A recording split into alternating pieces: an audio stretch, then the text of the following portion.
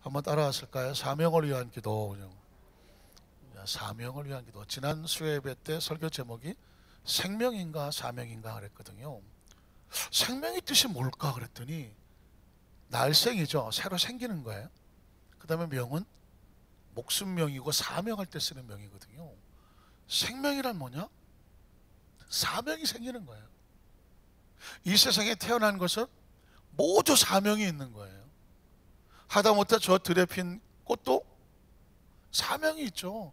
들판을 아름답게 하는 거예요. 향기롭게 하는 거예요.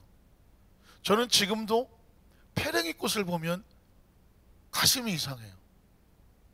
가슴이 이상해요. 왜냐면 제가 아주 어렸을 때는 김포에서 살았는데 늘 동산에 올라가서 놀았거든, 아이들하고. 뒤에 산이 있어서 산에 다녔어요.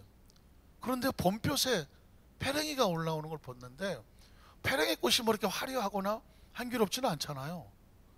그런데 그 어린 나이에 페랭이 꽃이 너무 이쁘더라고요. 근데 세월이 지났는데 지금도 페랭이를 보면 가슴이 뭔가 바늘로 찌르는 것처럼 하면서 어떻게 이런 전율이 느껴져. 그거 뭐라고 표현해야 될지 모르겠어요. 뭔가가 이상해 이거. 힙합이 아니야 이거는. 근데 그래서 저한테는 페랭이 꽃이 치명적이야. 지금도 어디 가다 페랭이 꽃을 보면 이상해 그냥. 근데 어린 기억 속에 그 꽃이 사명을 가지고 펴 있는 거죠. 제가 캄보디아에 가서 길에 있는 망고나무를 봤거든요. 망고나무도 신기하지만 그 밑에 우리나라 채송화하고 똑같이 생긴 채송화가 있더라고요. 야, 캄보디아에도 채송화가 있네. 눈이 이렇게 가더라고요. 어쨌든 길에 있는 조그만 꽃 하나도요 사명이 있는 거죠. 들에 핀 꽃, 공중나는 새, 하나님이 허락하지 아니하면 어느 것 하나도 결코 땅에 떨어지지 않는다 라고 말하는 것은 뭐냐면 그들도 사명이 있는 거예요. 저와 여러분 사명이 있는 거예요. 믿으십니까? 한번 따라하실까요? 생명은 사명이 주어지는 것이다.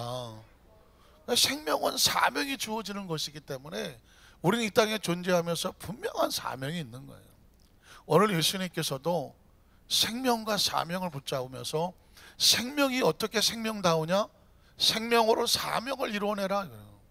오늘 성경 말씀을 제가 요한복음 10장 25절을 보면 어쩔 수 없어요. 자막이 없어요. 여러분의 성경을 찾아보셔야 돼요. 요한복음 12장 25절을 보면 자기 생명을 사랑하는 자는, 생명 사랑하지 않는 사람이 누가 있어요? 생명을 사랑하는 자는 잃어버릴 것이요.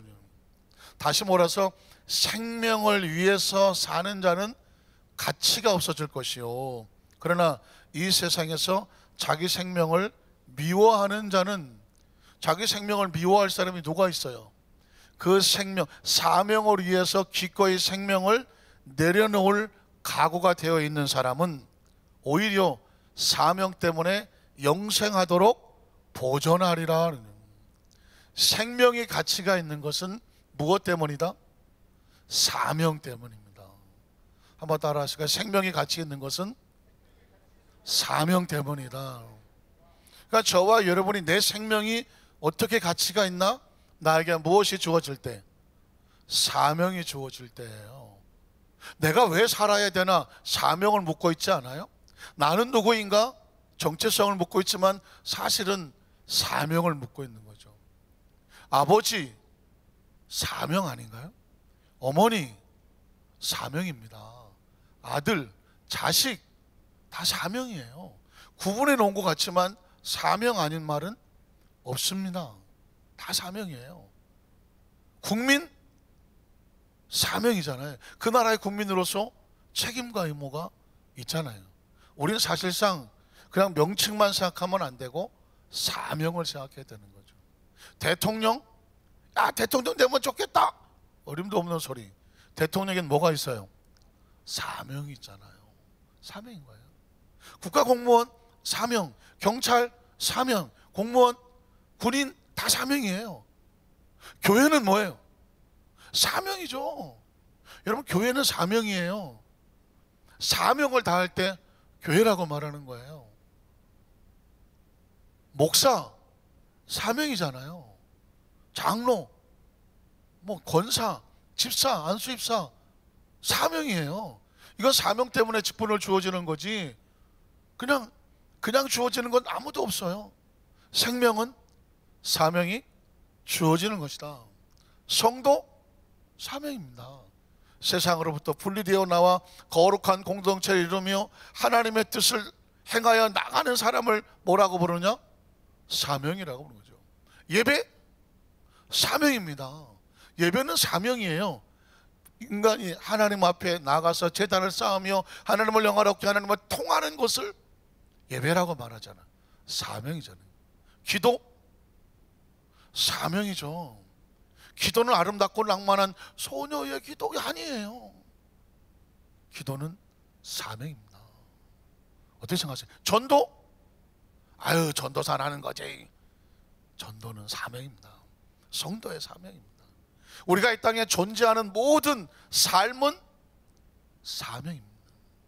사람이란 단어 사명이죠. 왜? 사람다워야 사람이잖아요.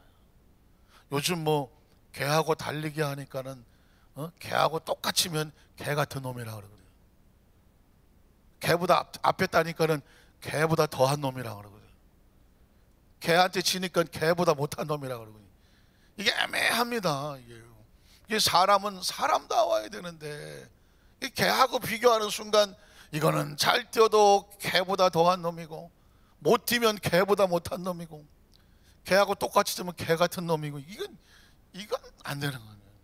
그래서 여러분 사명이라는 것은 오늘 저와 여러분이 사명을 안고 살면 그게 생명의 진정한 생명이 되는 거죠. 다음 주 되면 이제 우리나라 3.1 독립만세 불렀던 100주년이 와요. 그래서 제가 그때 독립선언서를 한번 집에서 읽어봤어요. 야, 구구절절히 죽자 사자 나라를 사랑하는 사람들이 모여서 이 조선의 독립이 얼마나 이게 중요한지를 목숨을 걸고며 절절히 그냥 막 그 사랑하는 마음이 느껴져. 그리고 그들의 목숨을 아낌없이 던지고자 하는 사명이 느껴지더라고요. 제가 조만간 여기서 한번 읽어볼 틈이에요. 우리가 왜 이 세계를 나가여 조선의 독립을 만세를 부르는지 이유가 막 절절하게 나와. 나라를 빼앗기고 나서 36년 동안 처절하게 피투성이가 돼서 나라를 잃은 국민이 되고 백성이 되고 나보니 뭘 하고 싶어도 못해. 사명을 이루고자 하나 힘도 없고 짓눌려서 짓밟혀서 피투성이가 됐어. 그래서 우리가 분연히 일어나서 조선의 독립을 취하여 이 시대 속에 우리의 사명을 다하고자 하노라. 그러면서 나가서 독립만세를 벌였다는 거예요. 러시아 신문에 보니까 조선의 여인이 독립선언서를 가지고 그리고 태극기를 흔들었다는 겁니다. 그랬더니 일본 놈이야 낯가라봐 빠가여로 이게 그 조선의 여인의 태극기 든 손목을 잘랐다는 거예요. 그 러시아 신문에 나온 거예요. 대한독립 만세 이 사명을 지고 나온 거예요. 이거요. 그냥 나온 게 아니에요. 그날은 모든 조선인이면 나와서 대한독립 만세를 외치라고 사명을 줬어. 그랬더니 한 여인이 나와서 대한독립 만세를 외쳤더니 일본 빠가야로 이 시기가 와갖고는 여인의 오른쪽 손목을 잘랐다는 겁니다. 그런데 그 러시아 신문에 보니까 이 여인이 이 절단된 손모가지를 내려놓고 왼손을 잡고 태극기를 흔들었다네. 그랬더니 이놈의 빠가야로 시키가 이게 왼손목을 또 잘랐다네. 그랬더니 이 조선의 여인이 입에다 물었대. 태극기를. 여러분 보십시오. 사명이 이렇게 무서운 거예요. 오른쪽 손모가지 왼쪽 손모가지 다 잘렸더니 입에다 물고 태극기를 흔들었어. 이걸 누가 시켜서 해? 조선의 독립을 향한 그 자리에 외치고자 하는. 그랬더니 이 빠가야로 목을 잘랐다는 거예요. 그게 러시아 신문이에요. 저 3.1운동 만세운동 지금 100주년을 맞이해서 그때 당시에 각 세계 나라에서 이 3.1운동을 어떻게 봤느냐, 그 조명된 신문이 나오는 거예요. 워싱턴 포스트지에서는 일본의 편을 들다가 조선의 여인의 손모가지 잘랐다는 기사를 보고 기절을 했다는 것입니다. 그 당시에 1919년에 3월 1일에 지금부터 100년 전에 그 조선의 남녀노소를 막론하고 그들이 아무것도 없는 사람들이 나가서 손모가지 목모가지 다 나갈 판인데도 불구하고 태극기를 입에 문들고 흔들어야 되는 사람이 뭐 때문에 나온 것 같아요? 다음 세대에 이런 피투성이 된 땅을 물려주지 말자는. 그래서 누나, 오빠, 삼촌, 할머니, 할아버지 친척들이 다, 이 조선의 친척들이 다 튀어나와서 만세운동을 하면서 덤벼들었던 거예요. 무기 하나 없이. 근데 조선 독립선언에서 보니까 그게 나와. 이 땅을 이렇게 다음 세대에게 물려줄 수는 없지 않느냐. 이 땅을 찾아서 우리 후손에게 물려주자. 그 후손이 누구예요? 우리잖아요. 우리. 그 손모가지 모가지 던져갖고 찾아낸 게 지금 이 나라인 거예요. 이 나라. 우리가 지금 이렇게 살고 있는 것은 우연히 그냥 살고 있는 게 아니에요. 목을 내놓았던 그 사명자들의 피값으로 지금 우리가 이 사명을 감당하고 이 자리에 있는 거예요. 사실 생각하면 끔찍한 상황이죠. 그래서 지금 이 시점에서 인간의 최고의 본연의 가치는 사명인 거예요. 생명이 사명을 지키고자 하면 살 것이요, 생명이 생명으로 끝나고자 하면 잃어버릴 것이다. 요한복음 12장 26절에도 예수님이 말씀하시기를 크리스찬들에게 생명은 일해야 의미가 있는 거예요. 26절 보면 사람이 나를 섬기려면, 자, 예수 그리스도를 섬기려면 어떻게 해야 되느냐? 나를 따르라. 한번 따라 하실까요? 나를 따르라. 예수를 따라야 예수님을 섬기는 거예요. 근데 예수를 어떻게 따라? 예수가 어떻게 했는데 생명을 내려놓고 사명을 붙잡았잖아요. 그랬더니 예수님이 나 있는 곳에 나를 섬기는 자도 거기 있을 것이다. 천국은 사명으로 가는 거다. 한번 따라 하실까요? 천국은 사명으로 가는 거다. 어디 가서 암표 사서 들어가는 게 아니라니까요. 티켓 사서 들어가는 게 아니라니까요. 나를 섬기려면 나를 따라라. 나를 섬기는 자가 나 있는 곳에 같이 있을 거다. 이 이야기는 뭐예요? 예수님처럼 십자가의 사명을 지고 따라가는 사람이 나 있는 곳에 있을 거라고 그랬어요. 우리가 지금 이 땅을 떠나서 갈 곳은 딱 한 군데여야 돼. 예수님이 계신 곳이어야 돼. 예수님도 사명으로 와서 사명 감당하다가 사명으로 완성하고 다 이뤘다 가시고 하늘로 가시는 거예요. 거기는 누가 가느냐? 나를 따르고 나를 섬기는 자가 가는 곳이라고 말하는 것입니다. 그러면 거기에 누가 있느냐면, 사람이 나를 섬기면, 나를 따르면 내 아버지께서 그를 귀히 여기시리라. 네가 이 땅의 삶을 살면서 그 생명을 가지고 사명을 완수하였으니, 그리고 이 나라에 들어왔으니 내가 너를 귀히 여기리라. 천국은 그냥 가는 곳이 아니라 하나님이 기다리셔서 귀히 여기는 자가 돼야 돼. 그러니까 우리 여의도 수만산교회 성도들은요, 크든지 작든지 내가 이 땅에 살아 숨쉬는 동안 내가 무엇을 할 것인가, 하나님의 나라에서 무엇을 할 것인가, 사명을 고민해야 돼요. 사명. 내가 무엇으로 하나님의 나라를 위해서, 네가 사명을 감당하는구나, 네 생명, 살아 숨쉬는 생명이 사명이 있구나 라고 하는 사명의 정신이 핏발처럼 서야 돼요. 핏발처럼 서야 돼요. 왜? 그래야 생명이 가치가 있는 거예요. 우리는 그래서 오늘 사명자로서 이런 기도를 했으면 좋겠다라는 마음으로 첫 번째 기도 제목이 뭐냐면, 우리를 주님의 일꾼으로 세워주신 하나님께 감사하게 하소서. 한번 따라 하실까요? 우리를 주의 일꾼으로 세워주신 하나님께 감사하게 하소서. 저와 여러분이 예수 믿고 어쨌든 수십 년 동안 달려왔잖아요. 성도로, 집사로, 지역장으로, 구역장으로, 권사로, 안수입사로, 장로로, 목회자로, 또 아니면 각자 주어진 직분을 가지고 성도들 간에 여기까지 달려왔잖아. 누가 세웠을 것 같아요? 하나님이 천에 하나 만에 하나 뽑아서 우리를 세워주셨고 지금 이 예배를 지키게 하셨잖아.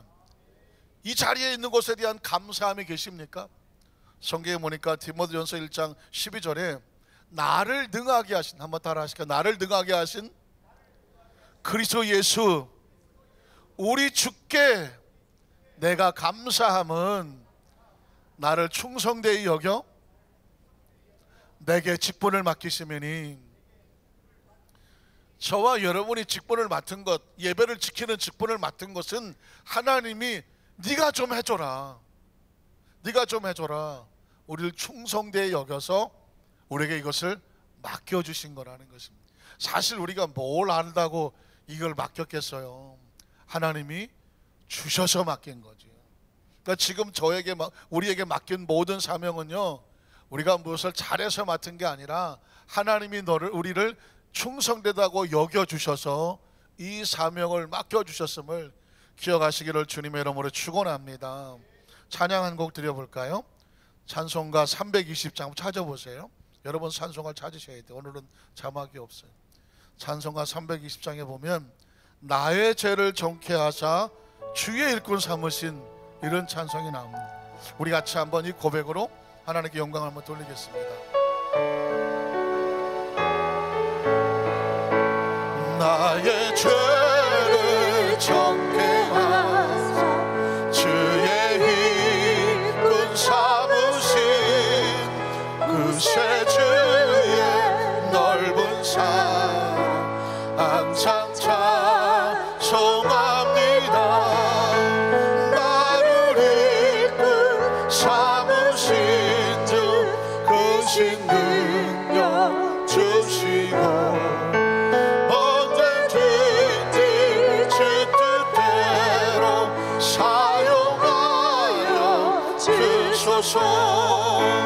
내게 부어주시려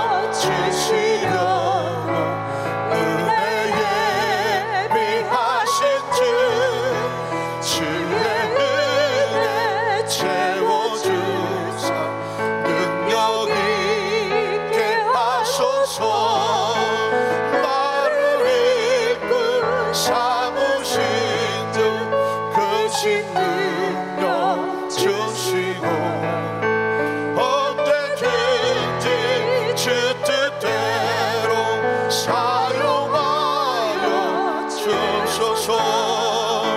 죄의 짐을 풀어주신 주의 능력 크도다. 나를 피로 사신 예수 내 맘속에 오소서. 나를 일꾼 삼으신 주 크신 능력 주시고 언제든지 주 뜻대로 사용하여 주소서. 주여 내게 성령으로 충만하게 채우사 생명수가 강물처럼 흐르게 하옵소서. 나를 일꾼 삼으신 주 크신 능력 주시고 언제든지 주 뜻대로 사용하여 주소서.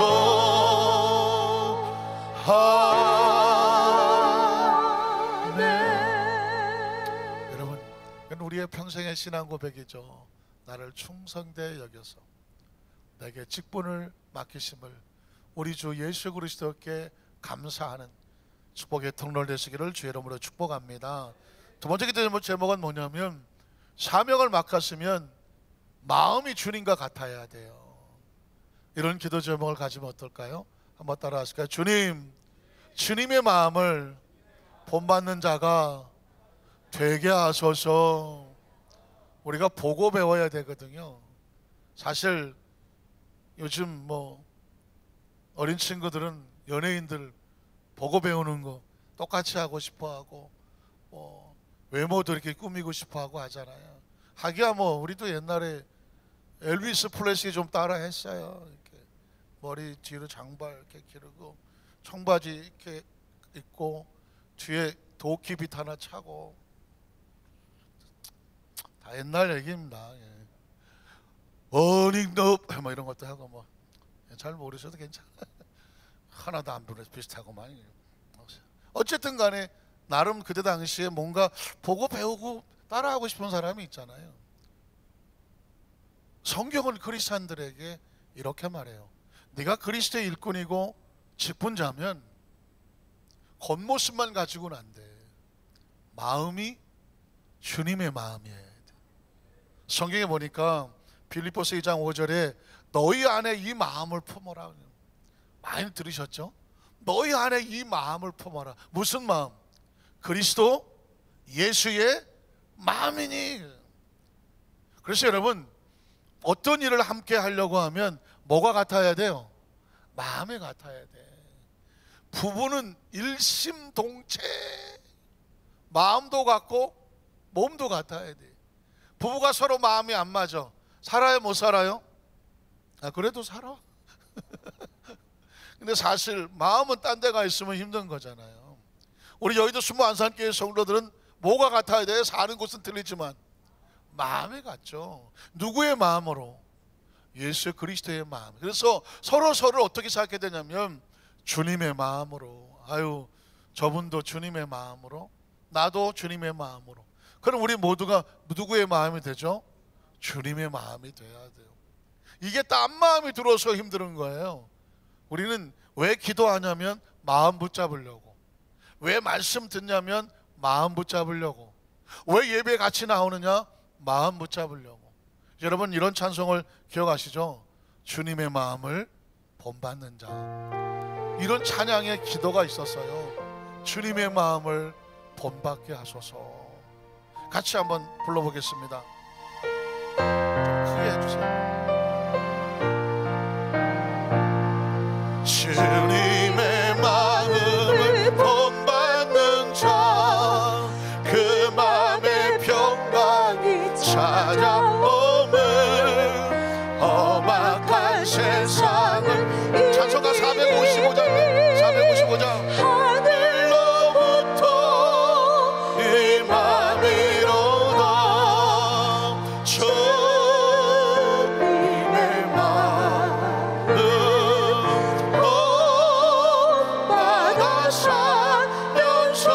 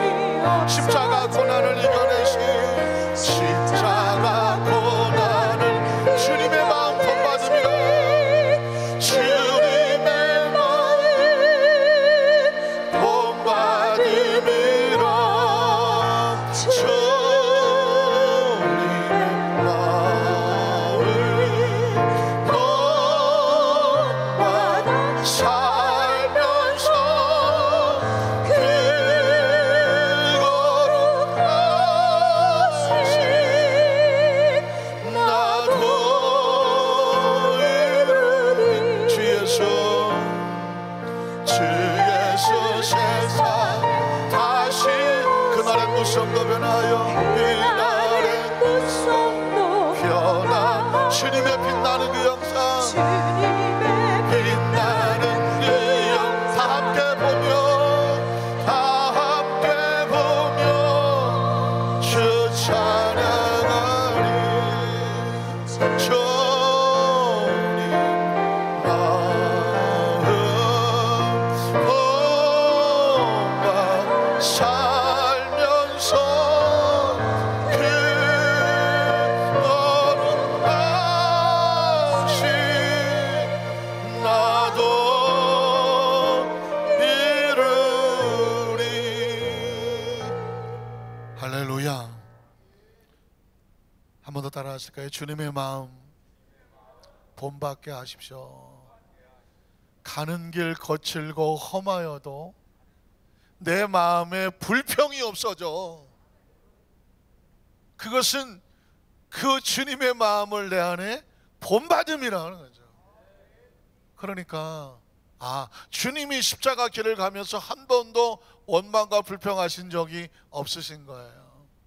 아버지께서 일하시니 나도 일하고, 하나 아버지께서만 영광을 받으시고, 혹시 아버지 이 잔이 좀 지나가면 안 될까요?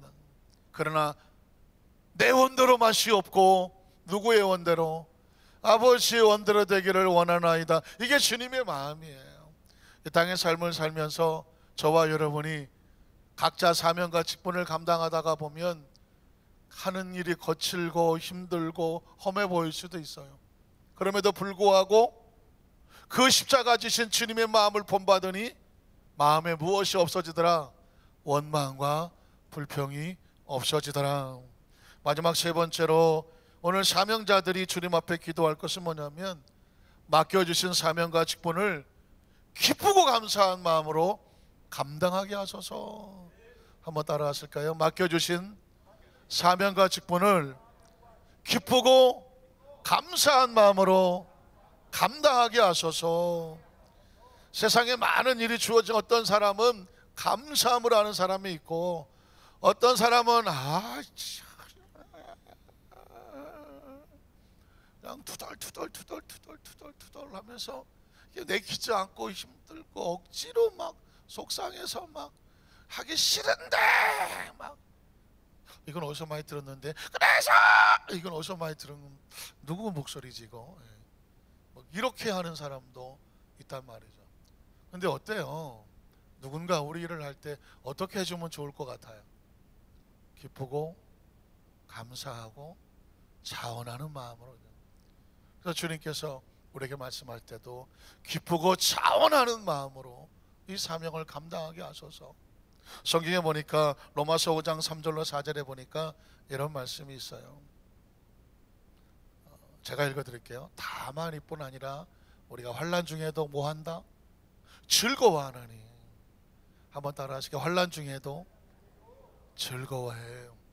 이건 어떤 사람이 하는 거냐면 주님의 마음을 가지고 있는, 환난 중에도 기뻐하나니. 왜냐하면 그 환난이 무엇을 만들어낼까요? 인내를 만들어내요. 참고 견디고 이겨낼 수 있는 힘을 만들어내고, 그 인내가 나를 끊임없이 연단하여 훈련하고 강하고 담대하게, 그리고 그 연단을 마치고 나면 정금같이 나올 소망이 생겨. 혹시 이거 아시나요? 14K는 14번을 두드려 맞는데 18K는 18번을 두드려 맞는데 24K는 24번을 두드려 맞는데 24K가 뭐예요? 어떻게 알았지? 순금 반지를 24K라고 그래. 조금 떨어지는 걸 18K라고 그래. 조금 더 떨어지는 것을 14K라고 그래. 나는 14K다. 나는 18K다. 나는 호두 두드려 맞아서 24K다. 24K. 권사님은 순금이요. 그러니까 이 세상에서도요, 그냥 되는 건 없어. 순금은 절대로 그냥 되지 않아. 적어도 인생의 삶을 살면서 24번은 터져봐야 깎이고 닳고 해서 순금이 돼. 순금을 목표로 사명을 가진 사람이 24번 터질 때 원망하고 불평할까요? 기쁘고 감사할까요? 대답이 좀 시원치 않은데, 좀 안 맞고 순금되는 법은 없을까요? 이러는 것 같은데, 한 10번 터지면 이제 14번 남았다. 한 20번 터지면 조금만 참자, 4번만 터지면 된다. 23번 터지니까 할렐루야, 몇 번 남았다? 한 번 남았어. 순금은 그렇게 해서 되는 거예요. 아유, 나는 14대 왔고 난 더는 못 맞겠시오. 14금이야. 어쩔 수 없어. 왜 14금이? 14번밖에 안 터졌어. 조금 더 어떻게 좀 해주세요. 18번 터졌어. 18K. 그래도 모양은 18K가 제일 낫지. 18K에서 머무는 사람은 24K는 안 되는 거예요. 욥이 그런 고백을 하죠. 내가 주 앞에서 연단과 훈련을 받은 후에 무엇과 같이 나오리라? 정금과 같이 나오리라. 정금은 24K야. 연단은 터지고 또 터지고 또 터져. 그 친구들이 말하길, 야, 나 같으면 그냥 칵 뱉고 죽는다. 하나님 욕하고 죽어라. 아유, 그것도 사는 거냐? 그게 하나님 믿는다고 하는 그게 그 꼬라지냐? 아니야. 욥이 거기서 뭐라고 말해요? 내가 어머니 태에서 나올 때도 홀몸으로 나왔어. 내가 갈 때도 홀몸으로 가는 게 나아. 가잖아. 내가 있다가도 없고 없다가도 있는 건데, 있는 거 잃어버렸다고 하나님을 원망하고 불평하면 그게 하나님의 사람이냐? 주께서 나를 연단하신 후에 나의 가는 길을 그가 아시고 계시니 한 대, 두 대, 세 대, 네 대, 24번을 터지는 이유가 분명히 있는 거죠. 나를 24K 만들려고 하는 거죠. 어차피 여기까지 왔는데 24K 됩시다. 아닌 것 같은데 14K들도 여러 섞여 있는 것 같은데, 그래서 지금 여기 적어도 수예배 지키시는 분들은요, 이런 마음이죠. 어차피 예수 믿었잖아. 어차피 크리스찬이야. 어차피 우리가 이제 이 나이에 세상에 어디 딴 데 갈 그 사랑은 아니잖아. 우리가 뭐 지금 이 자리에 에이 내가 남은 인생 한번 찬란하게 빛나게 살아버리라, 강남에 어디 나이트 끌어갖고 백바지 입고 머리 올백으로 올기고 거기 가서 이러고 있을 사람은 아니잖아. 난 아직 좀 미련이 있다. 거기 갈 사람은 아니잖아. 어차피 그럴 바에야 여기까지도 달려왔는데 하나님 끝까지 기쁘고 감사하게 그 십자가의 그 길 감사함으로 가게 하여 주시옵소서. 성경도 그렇지만 찬송에도 보면요, 너 십자가 지고 갈 때 기쁘고 즐겁게 지고 가. 그런 찬송이 있어요. 찬송가 458장에 너의 마음에 슬픔이 가득하더라도 십자가 가는 길을 기쁘고 감사함으로 가라. 찬송가 458장 같이 한번 불러볼까요?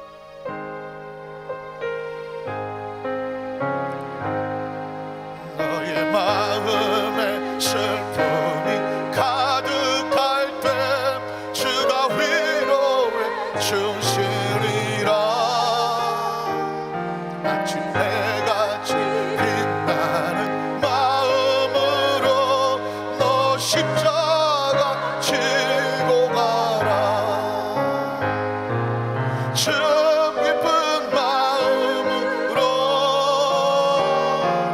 십자가 지고 가라. 내가 기쁘게 십자가 지고 가면 슬픈 마음이 위로받네. 때를 따라서 주신 은혜로서 가란 심령에 힘을 얻고 주가 언약한 말씀 기억하고 너 십자가 지고 가라. 참 예쁜 마음으로 십자가 지고 가라. 내가 기쁘게 십자가 지고 가면 슬픈 마음이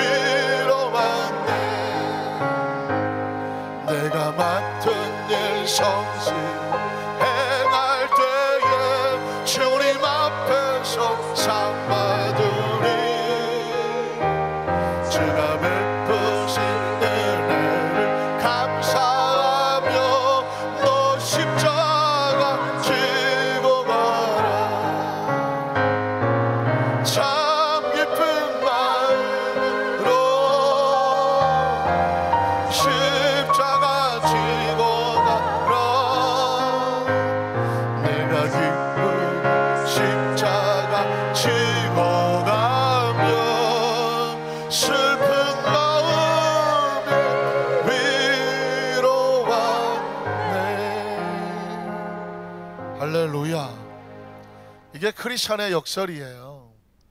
십자가는 처참한 형틀인데, 저주의 상징인데, 예수님은 십자가를 구원의 상징으로 바꿔놓았거든요. 인생의 삶에 환난과 연단은 무거운 짐인데, 예수님은 그것을 정금같이 빛날 수 있는 축복의 통로로 바꿔놓았거든요. 이걸 아는 사람은 그 연단과 환난을 만나고 사명을 지고 나갈 때 어떻게 하냐면, 참 기쁜 마음으로, 즐거운 마음으로, 감사한 마음으로.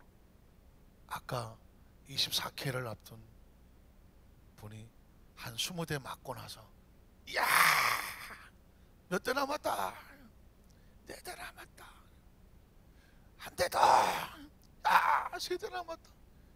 그 마지막 단계의 그 정금같이 빛나는 그 모습을 향하여, 정금을 아시나요? 그 연단하시는 사람들은 계속 그 금을 녹이면 불에 하면 위에 앙금이 떠, 불순물이 걷어내. 또 계속 불을 때 불모지를 해. 그리고 얼굴을 쳐다보면 얼굴이 뭔가 또 불순물이 떠, 그거 벗겨내. 그게 이제 24번을 하는 거예요. 맨 나중에 얼굴을 딱 봤더니 마치 거울처럼 맑아. 그걸 정금이라고 해. 깨끗하고 맑아. 그때 뭐라고 말해요? 됐다야. 자신의 존재 가치가 순금이 되어가는 과정을 알고 있는 그 금은 24K가 되는 과정 속에 절망하고 좌절하거나 원망하고 불평하지가 않는 거죠. 말씀을 정리하기를 원합니다. 사실은 어떻게 살아야 되냐? 예수님께서 하늘의 미랄이 땅에 떨어져서 썩으면 하늘 그대로 있어. 생명을 그냥 스스로 생명으로 살려고 하면 의미가 없어. 그러나 하늘이 썩어서 죽으면, 희생하면 수많은 열매를 맺어. 그 얘기는 뭐냐? 생명이 들어가서 사명을 남기는 거예요. 사명. 그러면 그 사명이 엄청난 또 다른 생명들을 살려. 오늘 저와 여러분이 참다운 예수를 믿는 것이 무엇일까? 사람이 나를 따라오려면, 나를 섬기려면 나를 따르라. 나를 따르는 자가 나 있는 곳에 함께 있을 것이며, 그리고 내 아버지께서 나를 섬기는 자를 귀히 여기시리라 하네요. 하나님께서 귀히 여기시는 우리 안산교회 우리 모든 성도님 되시기를 주님의 이름으로 축원합니다.